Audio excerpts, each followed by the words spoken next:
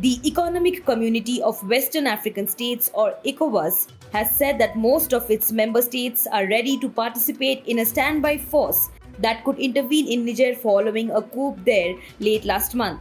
Defense chiefs from the 15-member regional bloc met in Accra on Thursday as part of the latest efforts to overturn the removal of Mohamed Bazoum, Niger's president, who was deposed in a July 26th coup.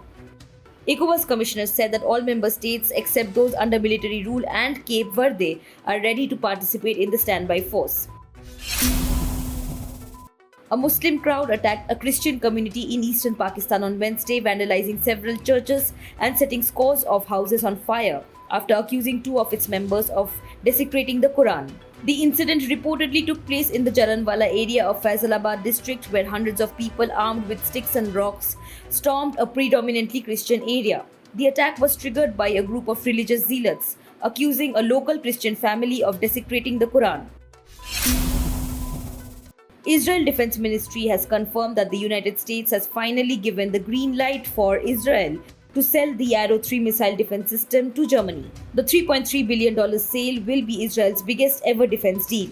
Germany has said that it expects to take delivery of Arrow 3 by the fourth quarter of 2025. Berlin is seeking to boost its air defense capabilities as a reaction to Russia's invasion of Ukraine, which has ignited security fears throughout Europe. The Arrow 3 system has been developed jointly by Israeli and US missile defense agencies.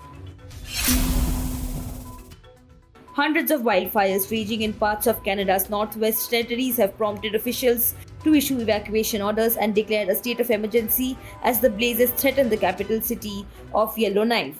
The fire could reach the outskirts of Yellowknife by the weekend and was about 17 kilometers away.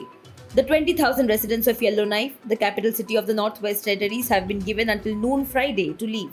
The state of emergency allows for more resources to aid the more than 230 active fires charring areas across the Northwest Territories.